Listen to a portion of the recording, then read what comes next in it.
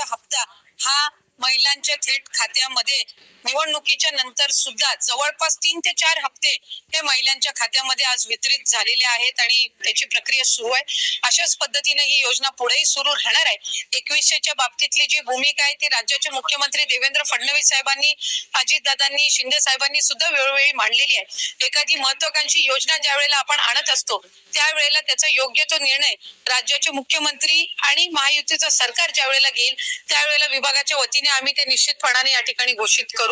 आज 1500चा लाभ देत असताना सुरुवातीला तर विरोधक म्हणायचे की हे 1500 पण तुम्हाला मिळणार नाहीत, पण त्यानंतर आम्ही ही योजना यशस्वीरित्या राबवली. त्याच्यानंतर म्हणायचे की निवडणुकीच्या नंतर ही योजना बंद होणार, पण आज 2,52,00,000 महिलांपर्यंत आम्ही हा लाभ त्या ठिकाणी पोहोचवत आहोत आणि आज 36,000 कोटींची जी तरतूद अर्थसंकल्पामध्ये करण्यात आलेली आहे जेणेकरून ही योजना अशाच पद्धतीनं पुढे सुरू राहावी. त्यामुळे आम्ही कुठलाही महायुतीच्या सरकारने लाडक्या बहिणींना दगाफटका दिलेला नाहीये. 2100चा योग्य तो निर्णय जाहीरनामा किंवा एखादा ज्या वेळेला तुम्ही वचननामा असतं तो पुढच्या 5 पंचवार्षिक या संबंध या याच्यातून दृष्टिकोनातून तो ठेवलेला असतो. त्यामुळे त्या बाबतीतला योग्य तो निर्णय हा महायुतीचं सरकार हे निश्चितपणाने घेईन.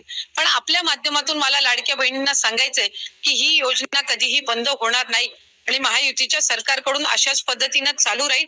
या उलट या अर्थसंकल्पामध्ये महिलांना आर्थिकरित्या सक्षम करण्याच्या दृष्टिकोनातून उमेद भवन असतील, अस्मिता भवन असेल, त्याचबरोबर त्यांना सक्षम करण्याच्या दृष्टीतून आर्थिक साक्षरता आणणं असेल, हे सगळे उपक्रम हाती घेण्यासाठी सुद्धा भरीव तरतूद ही या अर्थसंकल्पामध्ये केलेली आहे. त्यामुळे